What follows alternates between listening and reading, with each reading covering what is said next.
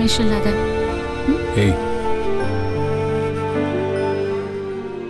ഇന്നലെ ഉറക്കത്തിൽ കിടന്ന് എന്തൊക്കെയോ വിളിച്ചു പറയുന്നുണ്ടായിരുന്നു.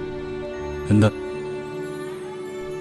അച്ഛനും അമ്മയും മുത്തശ്ശിയും വിളിച്ച് എന്തൊക്കെയോ പറയുന്നുണ്ടായിരുന്നു.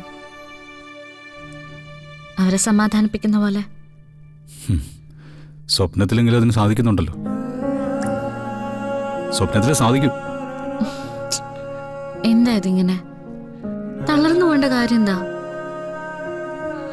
അതിനാണോ നമ്മൾ ഈ കഷ്ടപ്പെടുന്നത്?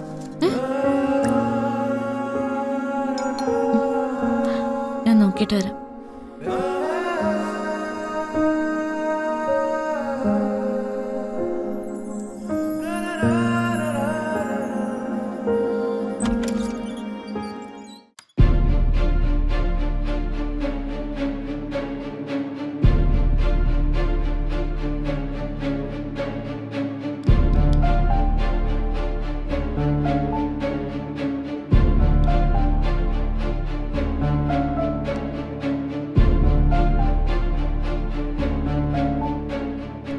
സോറി മോളെ, ഇവിടെ നടന്ന കാര്യങ്ങളൊന്നും ഞാൻ അറിഞ്ഞില്ല. ഞാനൊരു യൂറോപ്യൻ ട്രിപ്പിലായിരുന്നു. ഇപ്പോഴാ തിരിച്ചു വന്നേ. എല്ലാം വിശദമായിട്ട് ഇപ്പോഴാ അറിയാൻ കഴിഞ്ഞത്. എല്ലാം നഷ്ടപ്പെട്ടു. വരുൺ എവിടെ? ഇവിടെ അകത്തുണ്ട്.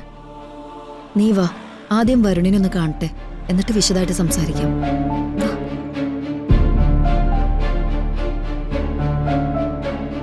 വരുൺ,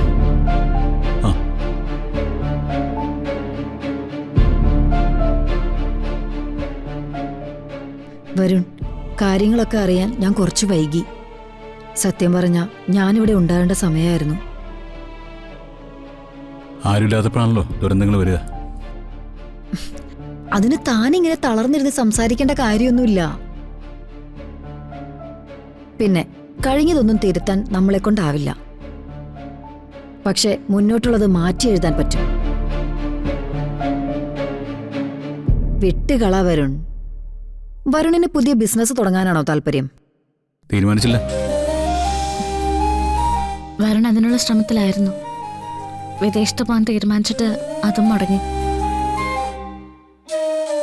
സാരമില്ല വരുൺ, അത്യാവശ്യം കുറച്ച് പണം അറേഞ്ച് ചെയ്യാൻ എന്നെ കൊണ്ട് പറ്റും. എന്റെ കയ്യിലുണ്ട്. ഞാനത് തരാം. സൗകര്യം പോലെ വരുൺ അത് തിരിച്ചു തന്നാ മതി. ആരതി, ഈ നല്ല വാക്കിന് നന്ദി. ആരതി ഒരുപാട് ഉപകാരങ്ങൾ ഞങ്ങൾക്ക് ചെയ്തിട്ടുണ്ട്. പക്ഷെ ഈ സഹായം, സാമ്പത്തിക സഹായം, അത് വേണ്ട. അല്ല, ഞാൻ ഇവളുടെ ചേച്ചിയല്ലേ? അറിയാം, എന്നാലും വേണ്ട. ഈ വീഴ്ചയെന്ന് ഞങ്ങൾ സ്വയം കയറണം. വേറൊരാളുടെ കൈ പിടിച്ചിട്ട് എഴുന്നേക്കേണ്ട കാര്യമില്ല. എല്ലാ കാര്യങ്ങളും ശുഭമായിരിക്കുന്ന പ്രതീക്ഷയല്ല ഞാൻ വിദേശത്ത് കഴിഞ്ഞത്. പക്ഷേ തിരിച്ചു വരുമ്പോഴേക്കും എല്ലാം തകർന്നുപോയി. കണിമംഗലവും നിങ്ങളുടെ ജീവിതവും ചെറിയമ്മയുടെ കാര്യമെല്ലാം. പരമാവധി ശ്രമിച്ചു, പക്ഷേ നിസ്സഹായരായിപ്പോയി.